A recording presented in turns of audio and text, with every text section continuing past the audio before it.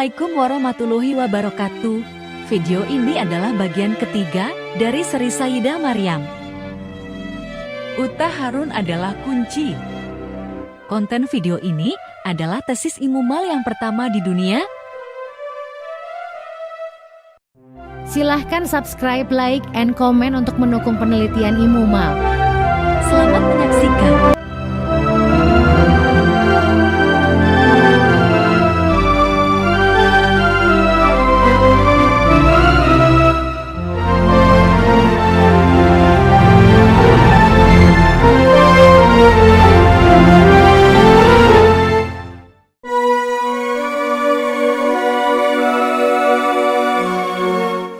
Sayyidah Maryam datang seorang diri bersama bayinya dan harus menghadapi kaum keluarganya dari kalangan Bani Israel.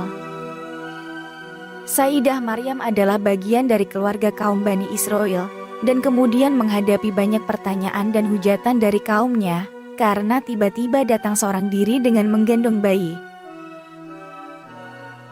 Dan Sayyidah Maryam telah dituduh memiliki anak di luar pernikahan oleh pemuka Yahudi dan terancam hukuman berat menurut hukum Taurat. Berbagai hujatan dan tuduhan ditujukan oleh kaumnya kepada Sayyidah Maryam. Tetapi di antara sekian banyak hujatan kaumnya, hanya ada satu perkataan hujatan yang dituliskan pada Al-Quran. Sangat mengherankan apabila frasa hujatan ini tertulis dalam Al-Quran, pasti bukan sesuatu yang sia-sia dan memiliki makna yang penting. Hai saudara perempuan Harun, ayahmu sekali-kali bukanlah seorang yang jahat dan ibumu sekali-kali bukanlah seorang pezina. Ternyata hujatan tersebut memiliki makna, penjelasan dan petunjuk untuk meluruskan dan menjawab fitnah-fitnah yang telah dan akan terjadi kepada Sayyidah Maryam beserta putranya Sayyidina Isa alaihissalam. Maka pada video ini Imumal akan mengkaji makna, pesan dan petunjuk berdasarkan surah Maryam ayat 28 ini secara kritis. Ayat ini menunjukkan sebagai berikut. 1. Bahwa Uta Harun. Berdasarkan terjemahan bahasa Indonesia, Sayyidah Maryam disebut sebagai saudara perempuan Harun. 2. Bahwa mereka membawa-bawa nama baik kedua orang tua Sayyidah Maryam, sehingga menyiratkan bahwa orang tuanya dikenal kebaikannya, dan bukan orang sembarangan. Bahasan pokok selanjutnya adalah fokus pada hujatan yang berfrasa, bahwa Sayyidah Maryam disebut saudara perempuan Harun, atau Uta Harun. Bahasan video berdasarkan frasa Uta Harun ini akan membahas 3 bagian, yaitu 1. Menjawab tuduhan bahwa Al-Quran bukan kitab sejarah. 2. Mendapatkan nasab keturunan Nabi Isa alaihissalam. 3. Ditemukan letak lokasi rumah Sayyidah Maryam. Bagian 1. Tuduhan Al-Quran bukan kitab sejarah.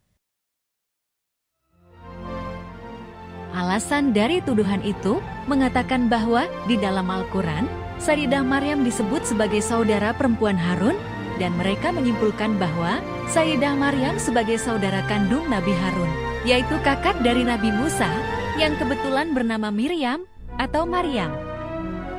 Kesimpulan sederhana demikian didukung pula dengan adanya kesamaan nama dari ayah Sayyidah Maryam, yaitu Ali Imran dengan nama ayah dari Nabi Harun yaitu Amram atau Imran.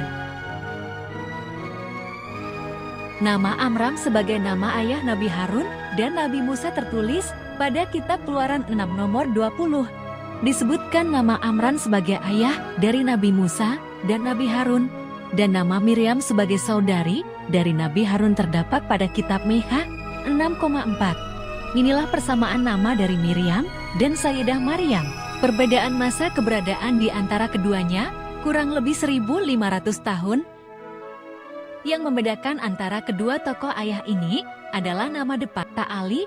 Frasa Ali ini terdapat pada surat Ali Imran, dan banyak yang menafsirkan kata Ali dengan arti keluarga. Padahal jelas 2 huruf tertulis, alif dan lam, yang mengandung arti sebuah nama atau proper name.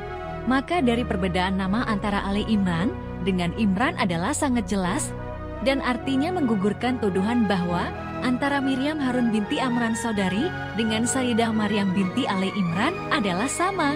Karena kaum yang menuduh tersebut tidak mengakui nama ayah dari Sayyidah Maryam adalah Ali Imran atau Eli, dan mereka menutupi dengan nama Yoakim. Sedangkan nama Yoakim pun hanya tertulis pada Bibel Yakobus yang statusnya tidak diakui atau apokrifa.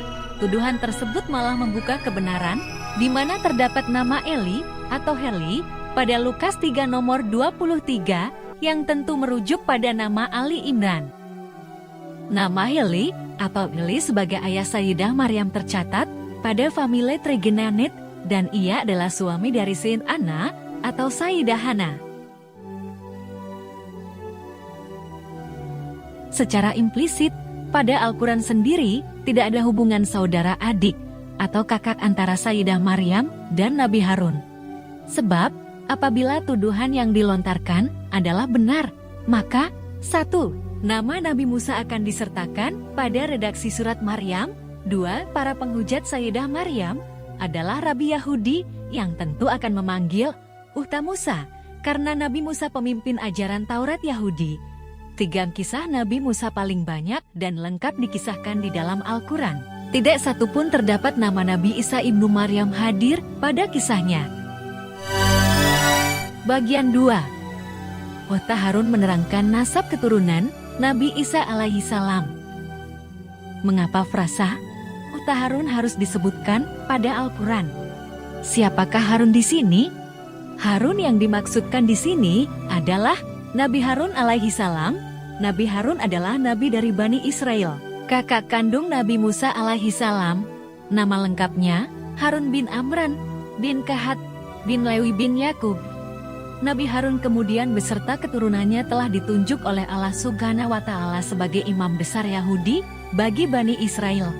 Kedudukan keturunan Nabi Harun sebagai imam besar Yahudi terus berlaku turun-temurun dan menjadi tradisi di kalangan Bani Israel dan terus berlanjut hingga zaman Nabi Zakaria pada zaman Nabi Isa alaihi salam. Sehingga keluarga dari keturunan Nabi Harun memiliki kedudukan terhormat, panutan, dan pimpinan keagamaan bagi kalangan suku-suku Bani Israel. Maka frasa Uhta Harun, sebagaimana tertulis pada surat Maryam ayat 28, merupakan pengabadian persaksian berdasarkan ucapan langsung dari orang-orang sekitar Sayyidah Maryam pada saat itu. Salah satu bukti pendukung kebenaran bahwa Sayyidah Maryam adalah keturunan Nabi Harun terdapat pada kisah ibunda Sayyidah Maryam yang tertulis pada surat Ali Imran 35-36. Ingatlah ketika istri Imran berkata, "Ya Tuhanku, sesungguhnya aku bernazar kepadamu, apa yang dalam kandunganku menjadi hamba yang mengabdi kepadamu, maka terimalah nazar itu dariku, sungguh Engkaulah yang maha mendengar, maha mengetahui." Maka ketika melahirkannya, dia berkata, "Ya Tuhanku, aku telah melahirkan anak perempuan." Padahal Allah lebih tahu apa yang dia lahirkan, dan laki-laki tidak sama dengan perempuan, dan aku memberinya nama Maryam, dan aku mohon perlindunganmu untuknya, dan anak cucunya dari gangguan setan yang terkutuk.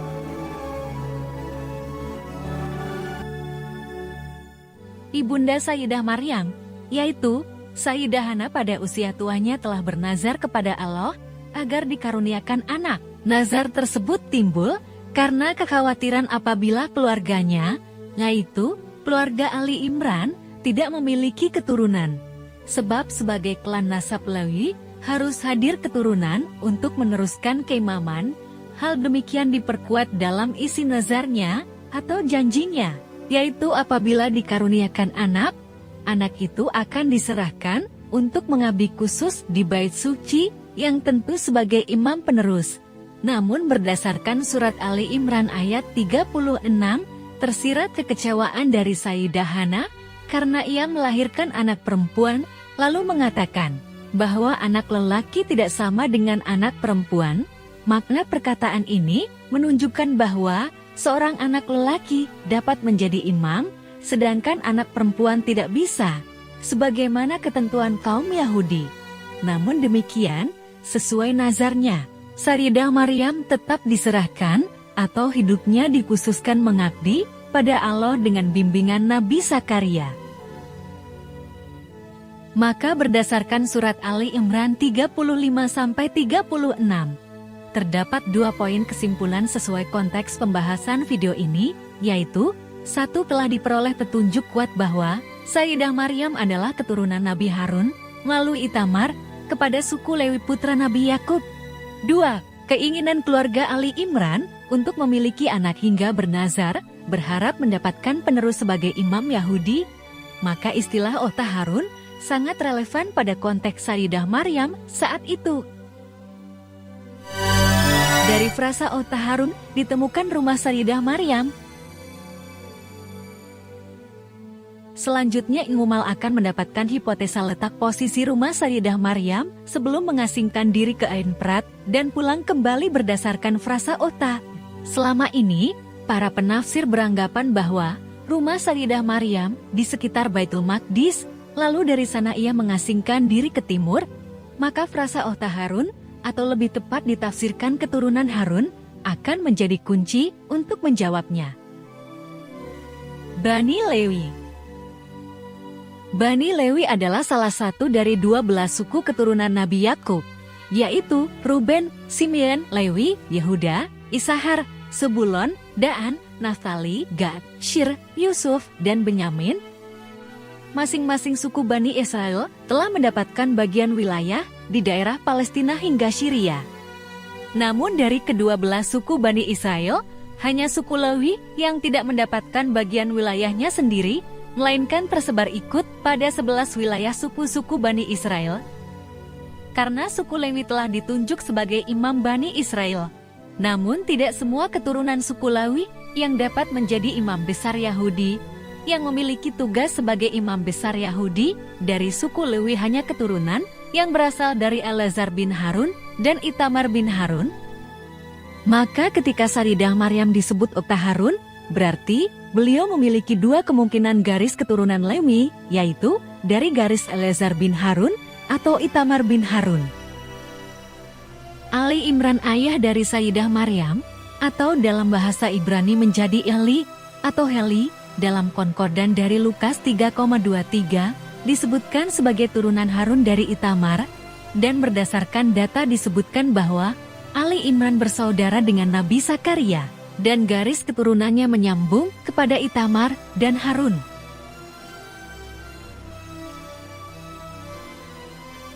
Setelah diketahui garis turunan Sayyidah Maryam dari Itamar ke Harun dari suku Lewi, maka selanjutnya Ingumal akan melakukan pencarian lokasi kota di sekitar Palestina tempat tinggal suku Lewi. Turunan suku Lewi menempati 48 kota. Hanya ada 2 kota yang dikhususkan bagi tempat turunan Harun, yaitu ikut di kota suku Benyamin di wilayah Yerusalem dan kota suku Yehuda di wilayah Yuda. Berdasarkan Yosua 21:17 disebutkan bahwa khusus bagi suku Lewi turunan Harun dari Eleazar dan Itamar dikhususkan hanya menempati 4 kota wilayah Benyamin atau wilayah Yerusalem. Keempat kota itu adalah Gibeon, Jiba, Anatot, dan Almon. Untuk menentukan di manakah rumah Sayyidah Maryam dari 4 kota, yaitu Gibeon, Joba, Almon, dan Anatot, maka Ingumal akan menggunakan analisa berdasarkan penemuan tempat sewaktu Sayyidah Maryam pergi untuk mengungsi ke sebelah timur dari rumahnya. Silakan tonton video sebelumnya, seri Sayyidah Maryam bagian pertama, tentang Nabi Isa alaihi salam, dilahirkan di Ain Prat Nature Reserve. Pada kajian video seri Sayyidah Maryam bagian pertama, ditemukannya Ain Prat Nature Reserve adalah berdasarkan titik acuan sebelah timur dari Baitul Maqdis atau Al-Quds. Hal demikian disebabkan oleh penafsiran yang diketahui saat ini. Pada kajian ini akan ditemukan dengan tepat titik posisi Sayyidah Maryam saat pergi untuk mengasingkan diri. Dan ceritakanlah Muhammad kisah Maryam di dalam kitab Al-Quran, yaitu ketika dia mengasingkan diri dari keluarganya ke suatu tempat di sebelah timur. Quran Surat Maryam ayat 6. Berdasarkan keterangan Surat Maryam ayat 16, secara gamblang disebutkan Sayyidah Maryam mengasingkan diri dari keluarganya, atau dengan kata lain, ia meninggalkan rumahnya, bukan dari Baitul Maqdis. 4 kota tempat Lewi Harun ini, posisinya berada di sebelah barat Enfrat Nature Reserve. Setelah diuji pada posisi peta, kota yang tepat berada pada arah sebelah barat Enfrat Nature Reserve, ditemukan 2 kota, yaitu Gibeon dan Geba. Dan dari 2 kota Gibeon dan Geba, tampak dari peta bahwa Geba lebih dekat dan tepat berada pada garis lurus sebelah barat dari Enfrat Nature Reserve. Geba berjarak 3,6 km sebelah utara dari Baitul Maqdis Yerusalem, yaitu kota wilayah Benyamin. Daerah Geba saat ini bersesuaian dengan daerah yang bernama Beit Hanina. Informasi mengenai Beit Hanina terdapat pada Wikipedia. Beit Haninia, secara harfiah, Beit Haninia berarti rumah Hanina, yang menunjukkan bahwa itu dinamai menurut nama seseorang, mungkin seorang wanita. Beberapa sarjana mengatakan bahwa Hanina berasal dari Asyur. Hanina berarti orang yang patut dikasihani atau Hanan. Maka berdasarkan etimologi dari Beit Hanina diperoleh data, yaitu 1. Sebuah daerah atau desa kuno dengan nama kuno. 2. Asal nama Beit Hanina dari seorang tokoh wanita yang bernama Hanina atau Hana dari Asyur. Maka bisa dipastikan bahwa sosok wanita yang bernama Hanina itu adalah Sayyidah Hana, karena Sayyidah Hana berasal dari Asyur atau Asyur. Sayyidah Hana disebutkan sebagai nabi wanita dan bagian dari Bani Israel, karena Sayyidah Hana berasal dari suku Asyur, sebagaimana ditulis pada Lukas 2 nomor 36. Maka rumah Sayyidah Hana dipastikan berlokasi di daerah Beit Hanina, nama sekarang.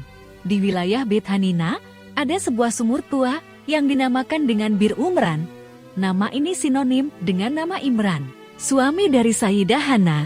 Sebagaimana diketahui daerah Yerusalem adalah kota tua lebih dari 2000 tahun, dan sesuai tradisi di kota itu, nama-nama tempat tetap bertahan dengan nama kuno. Maka secara hipotetis daerah Bir Umran atau Sumur Umran berada di sekitar kediaman Sayyidah Hana dan tentunya tempat tinggal Sayyidah Maryam pula.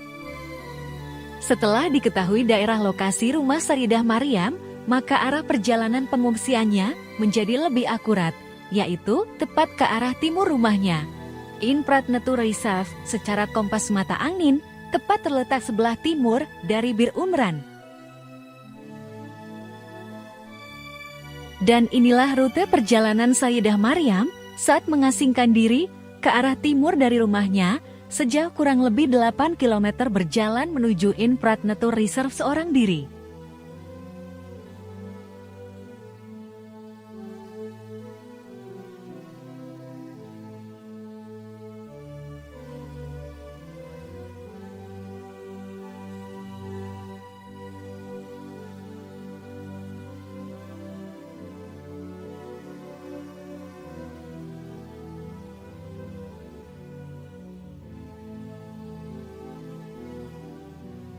Beit Hanina adalah Nazaret yang hilang.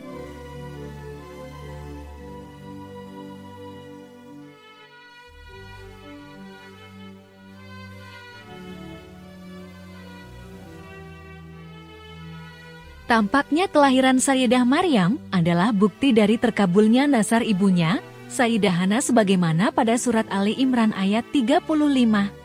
Peristiwa tentang nazar ini telah diketahui oleh kaum Bani Israel saat itu, karena dikenal sebagai bukti keajaiban yang mana Sayyidah Hana yang sudah berusia lanjut bisa melahirkan. Dan berdasarkan surat Quran Ali Imran ayat 44 dikatakan bahwa pada saat itu telah terjadi pertengkaran di antara para imam tentang siapa yang berhak melaksanakan nazar Sayyidah Hana, yaitu yang akan memelihara dan mengajari Sayyidah Maryam. Itulah sebagian dari berita-berita gaib yang kami wahyukan kepadamu Muhammad, padahal engkau tidak bersama mereka, ketika mereka melemparkan pena mereka untuk mengundi siapa di antara mereka yang akan memelihara Maryam. Dan engkau pun tidak bersama mereka ketika mereka bertengkar. Quran Surah Ali Imran ayat 44. Peristiwa sengketa itu tampaknya terkenal dan diketahui banyak kalangan Bani Israel, sehingga kemudian timbul istilah sebutan untuk tempat tinggal Ali Imran di Beit Hanina sebagai Nazaret yang berasal dari kata nazar.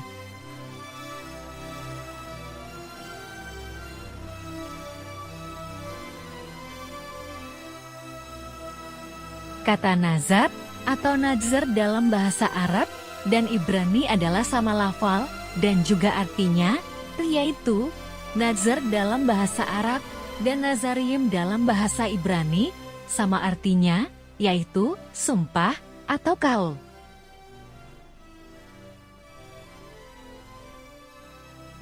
Kota Nazaret yang ada sekarang berada dekat Danau Galilea adalah diragukan karena tidak ada nama kota Nazaret di abad 1 Masehi. Josephus, seorang sejarawan Yahudi, telah mencatat nama 45 kota di Galilea, namun sama sekali tidak menulis sebuah kota yang bernama Nazaret saat itu. Maka daerah Beit Hanina lebih memiliki argumen yang kuat sebagai tempat yang mendapatkan julukan Nazaret dan dikenal luas di kalangan Bani Israel. Kesimpulan kajian Utaharun.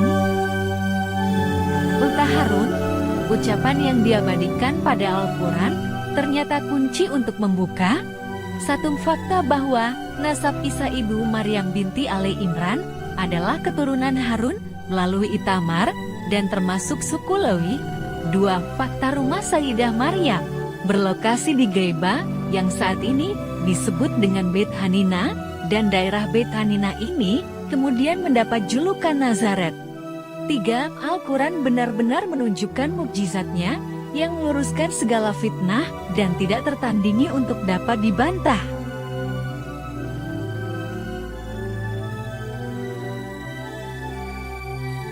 Apakah rumah Sayyidah Maryam di Betlehem? Betlehem adalah kota yang terletak di wilayah Yehuda. Maka berdasarkan nasab keturunan Isa ibu Maryam binti Ali Imran yang diklaim di Betlehem, secara data adalah diragukan. Karena di wilayah yang diberikan kepada turunan Harun atau suku Lewi di Yehuda, tidak ada nama Betlehem.